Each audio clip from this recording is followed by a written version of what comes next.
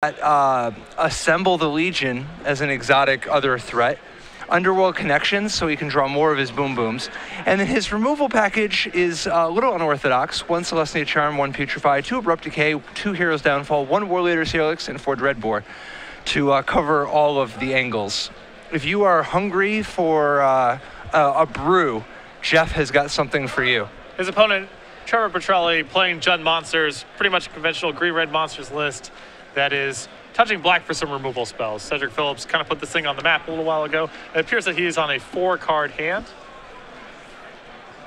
Yeah, so I definitely think that the combination of Jeff's Advent of the Worms, Bloodbaron of Viscopas, and having 3 extra cards in his hand are going to give him the advantage here. Well, there's no guarantee that that Jeff's going to be able to deploy them, so he may be on a mulligan of his own as he see him start off with the best card in his deck. Conventional opening of Temple of Malice into Temple Garden into Sylvan Caryatid. Absolutely. Meanwhile, Trevor is starving for threats and needs some kind of, something to get the game going. What does he have that he can actually play for 4 mana? Some Planeswalkers. He has 2 copies of Xenagos the Reveler, Palakronos, 4 Gore-Clan Rampagers, so he's got some stuff. And it looks like he did just draw a Palakronos, but decides to save it with Xenagos coming out first, presumably to draw out whatever removal may be out there. Reasonable to assume that Jeff has something like Mizium Mortars, or not that would kill it, but a Dreadbore, a Hero's Downfall. Might as well get your token up front. You can see Hero's Downfall here take care of the Xenagos. Absolutely. Now it looks like Jeff's getting, still getting set up. His hand, it's basically just all reaction, right? Like he doesn't have enough for Advent of the Worm yet, does he? Oh, he does now. Well, can he yes, he can cast an Advent. You have to double check. Yeah, a little challenging with his combination of sleeves and spotlights, but. Here comes the token. Jeff takes 2. What do you think of not making the Advent token to block there? He may want to play around something like Dreadbore here by not allowing Trevor to play it that turn, at least hitting for 5. It's a very conservative play. Sure, absolutely. So Advent of the Worm is going to continue to crash in. He's got Dreadbore to get that Palakronos out of the way.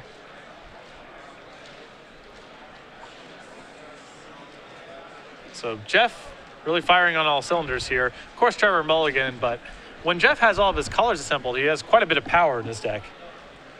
Absolutely.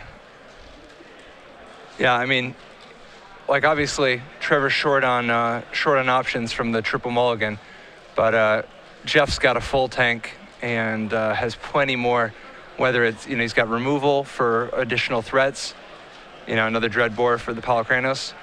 Jeff at this point mainly just trying to keep Trevor's threats off the table and put some pressure on Trevor.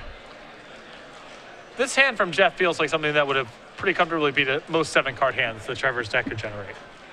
Oh yeah. I mean he's got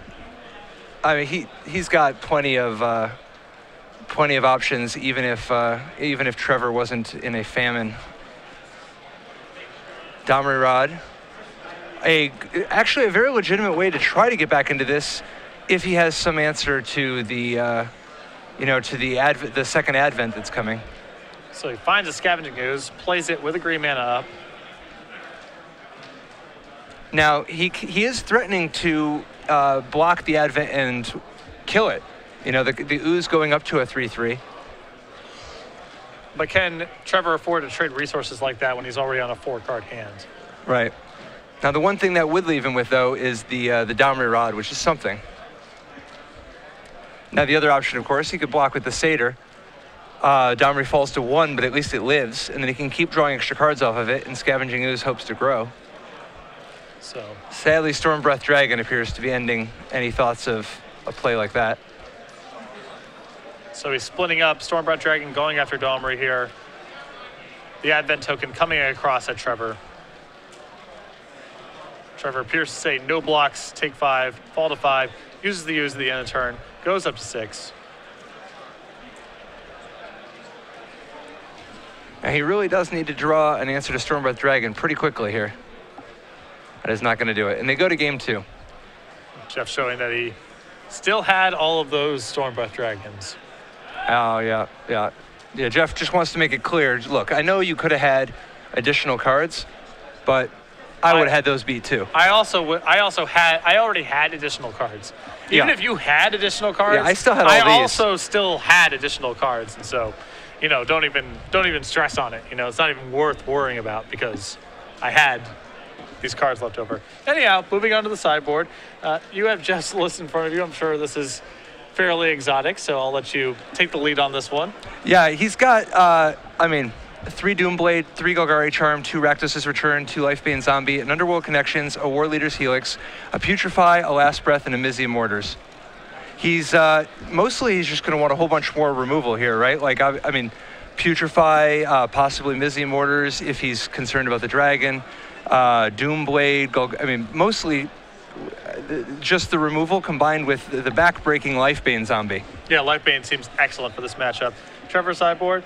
He has a Vraska the Unseen, a Chandra, Pyromaster, a Putrefy, and Ultimate Price of Mizzium Mortars, 3 Mistcutter Hydras, 2 Golgari Charms, 2 Thoughtseizes, 2 Abrupt Decays, and a Bow of Nylea. Yeah, what are you thinking he's going to bring in? It's hard with somebody this unpredictable, right? Right, and it's tough because Jeff's deck has all the makings of a removal-based strategy where you would want additional planeswalkers, but he also shows you Advent and Stormbreath Dragon. So it's very hard to defend. And Hero's Downfall. It's pretty hard to protect your planeswalkers against that suite of creatures and removal. So it's tough, I don't think that he wants to bring in a bunch of reactive cards because Jeff can potentially out-card advantage him, and I don't know if he wants a bunch of planeswalkers because Jeff might just be able to kill them pretty easily. So at least Vraska can kill something like a dragon on its way in, or an Advent token. Ultimate Price is probably reasonable because you saw Stormbreath Dragon and Advent of the Worm, so that's a reasonable inclusion. Thoughtseize, you might just want to know what's going on under the hood. Right, because he did play Temple of Malice alongside Temple of Silence. So there's a lot going on there. Yeah, one can assume. The one that blows my mind is Jeff's got access to 1 Golgari Guildgate, which is a pretty, Golgari Guildgate, the fact that, it's not like he's already got 24 temples and he just needed the 25th tap land. He's only got 10 of the temples. Seems like you would have, rejiggered things in such a way so as to end up with as much green mana as you needed without having to go, stooping that low. Yeah, it seems like there's got to be some way to rejigger things. Yeah, there's no temple of plenty, no green-white temples. Which, if you just need another green mana that way, although I don't know, it might also I kind of just imagine it's one of those things. It's like a finely tuned machine. Yes. It's not always clear exactly why every circuit is connected to every circuit that it is. Some of the code looks a little bizarre, and only the programmer who wrote it totally understands the madness. But he's already 3-1 and up 1-0. Did he break it? In the coverage a couple weeks ago, Jeff was playing some other Golgari Guildgate list, and I referred to it as his invitational card. It's here in this 4-color deck, even though he has Golgari Guildgate alongside War Leader's Helix and Assemble Legion. He clearly can't get away from the card.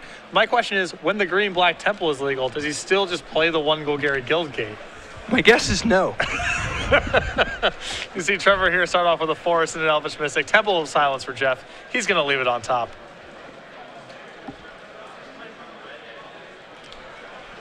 Tap Stomping Ground. No explosive opening with something like Domri. It's funny, as radically different as these decks look in some ways, they do have a lot of similarities. Ramp and big spells, right? Yep. And it looks like we see Jeff does have a Rakdos' Return. Another powerful dimension for the mid-rangey games. But critically, no Sylvan Caryatid, which feels like the straw that stirs the drink in Jeff's deck. Sylvan Caryatid for Trevor. No land drop.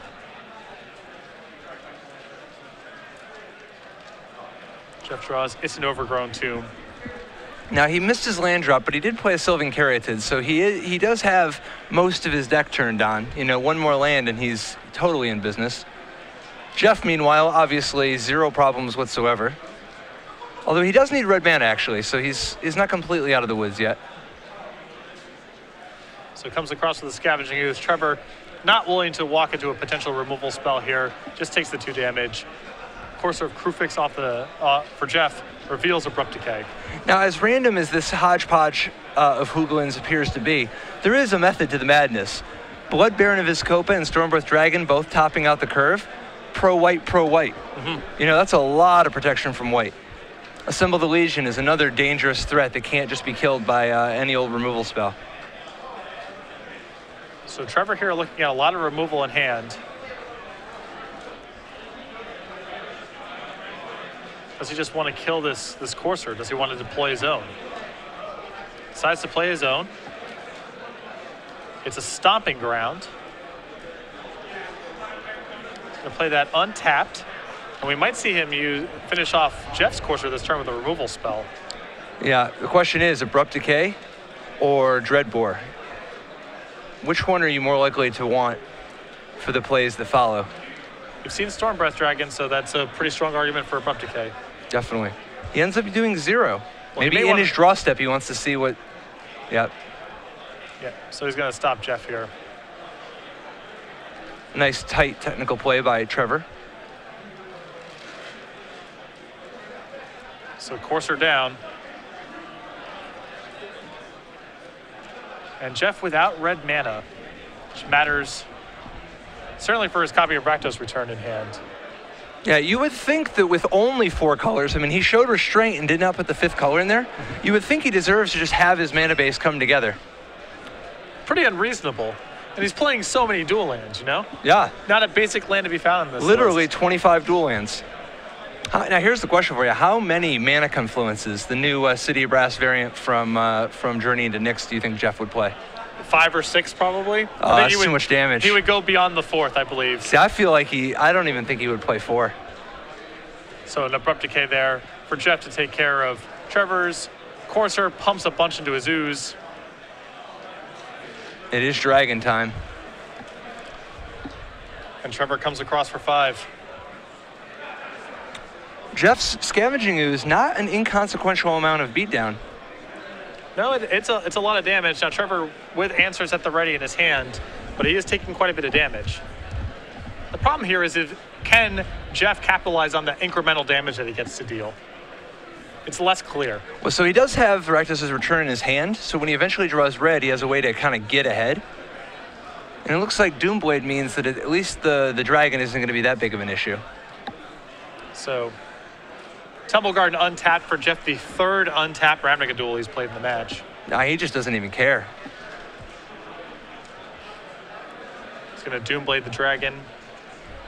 And he does not pump his ooze for extra damage because he wants to save that Putrefy in case there's another dragon. So Courser for Trevor. Reveals a Blood Crypt.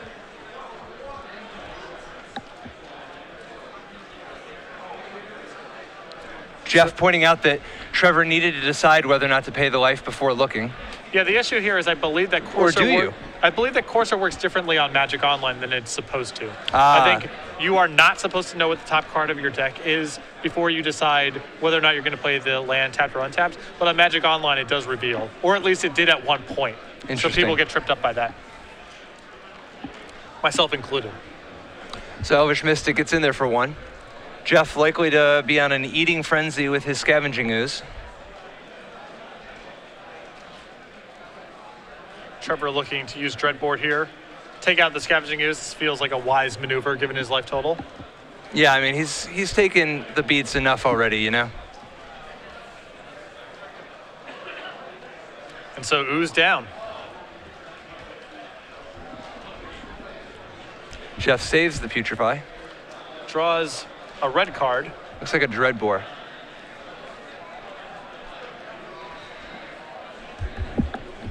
I feel like Jeff's deck really needs Sylvan Caryatid. Here we do see the Putrefy and the Courser of Graphics.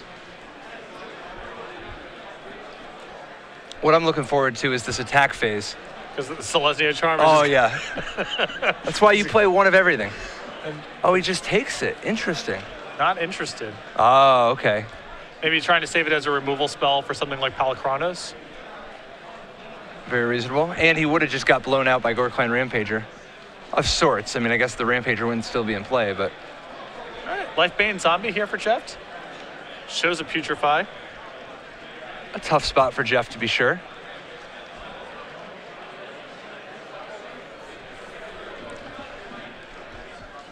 Trevor does not go for the win. Showing some respect here for... And it pays off. Yep. So we'll see momentarily what's going on here. Looks like that token's going out in front of the Elvish Mystic. Trevor unwilling to use the Putrefy. Content to just have his elf get eaten.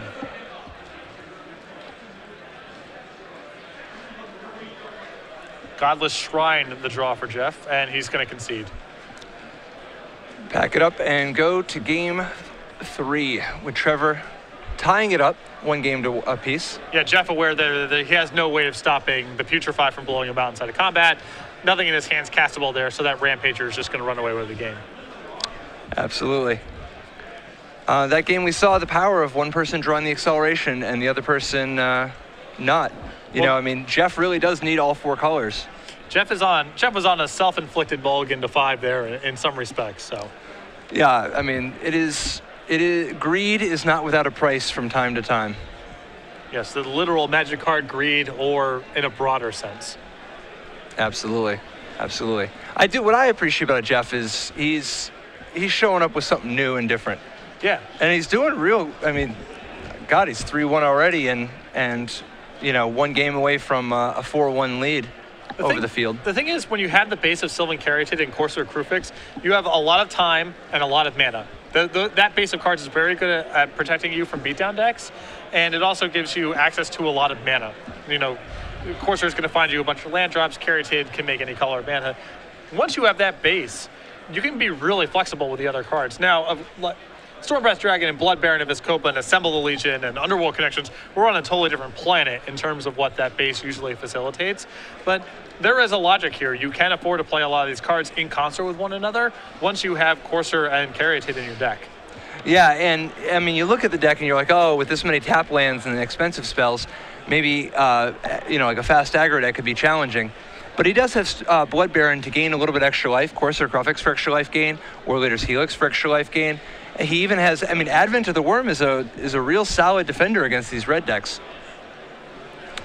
Yeah, there's part of me that I'm imagining playing against this deck with my red list, and I'm looking at these lands, and I'm thinking to myself, I cannot possibly lose to this guy. And I'm looking at the spells, and I'm thinking, I could probably lose to this guy. Oh, Everything he can cast is insane. Oh, yeah. Particularly if he draws Sylvan Caryatid. I think it's it's just night and day. His deck is 2 different decks depending on if he draws his Bitter Blossom, you know, his Sylvan Caryatid. Yeah, there's a lot of decks in Standard like that. I think Reed Duke's junk list is very polarized. The draws with Sylvan Caryatid, the deck looks insane, and it often flounders in the absence of that card. The same thing is true to a lesser degree for the green-red monsters list and the Jund monsters list. Jeff's deck is even more polarized than Reed's junk deck, which I thought was the most extreme Sylvan Caryatid deck that the format had. This is on a totally different planet. Both players shuffling up, hoping for the deciding game to be the full 7-on-7. Well, Jeff technically had 7. Yeah. Trevor definitely coming back from his earlier stumbles in game 1. So Jeff looking at a hand with no green mana, a lot of scry lands. Sends it back, he's looking, he would not have found green mana for a very long time. A lot of Temple of Malices and Temple of Silences alongside the Courser of Crucifixes in his hand. Yeah, it's not free. No. It's actually quite costly. It's the opposite of free. So what do you think in Journey to Nyx goes in this 4-color mid-range deck here? Well, basically anything, right? I mean, the vast majority of the cards are, yeah. So there is Mana Confluence, and there is Temple of Malady. Do you like any of the spells? I mean, he's got quite an exotic mix of removal already. Do you think there's any chance he wants 1 Silence the Believers in here? That's reasonable. He can generate a lot of mana. Does he want 1 Deicide? Probably not. I think Celestia Charm is already potentially filling his like anti-god slot. Sure. Yeah, I mean, we had to go to the spoiler because everything's in play, right? Yeah. And God only knows what that blue-red Scryland facilitates for this deck. We put a couple of those in, get some turn burns in this deck, you know, why not? And there it is, the Jeff Hoogland Invitational card. Golgari Guildgate to lead off the action.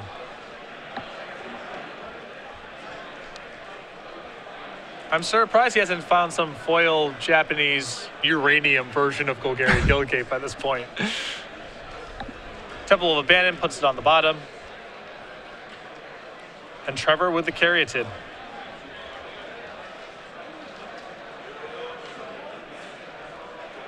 Appears to be a pretty solid 6-card hand here from Jeff. He does seem to have all of his colors of mana. Stormbreath Dragon, Putrefy, a Courser, Crewfix. He's got some tools to work with. Temple of Malice reveals a Courser.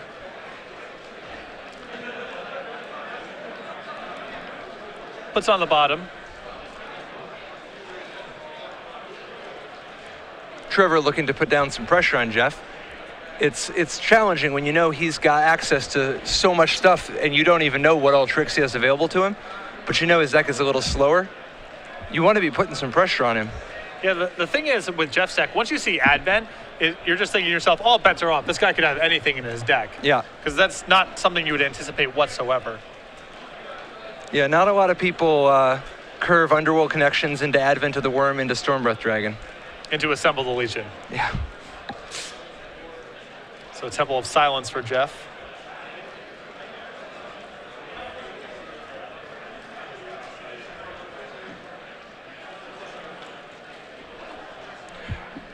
Curious people at home, I'm curious, is this like, is this 4 colors of good stuff strategy something you've been seeing other places?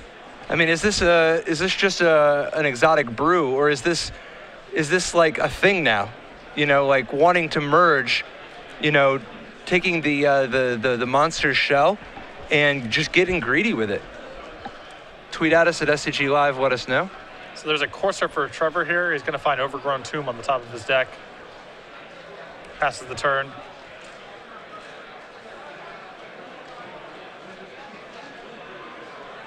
And Jeff right now just feels a little bit behind the 8 ball. Yeah, I mean, he's trying to put down a threat each turn. I mean, trying to react to a threat each turn, but he's got to get something going of his own. And there it is. Stormbreath Dragon hits the table for Jeff. This is just good, clean, honest Magic right here. Both players just playing some monsters and killing their opponent's monsters. Richard Garfield would be proud. Oh, yeah. Overgrown Tomb there for Trevor, off of the Courser. Mortar's now on top of his deck. It looks like Trevor's moving a Vraska to the front of his hand. And there it is, taking care of the Stormbreath Dragon. Absolutely.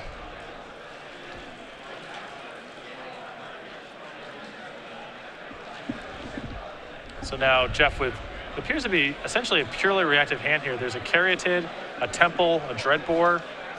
Not sure if he has anything to give him any forward momentum at this point.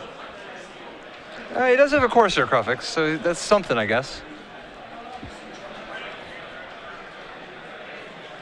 He needs to get Vraska off the table at some point. Can't let the Vraska kill another permanent. Yeah. He does have Dreadbore, but that's still losing a Dreadbore and a Stormbreath Dragon to this Vraska. A great exchange for Trevor.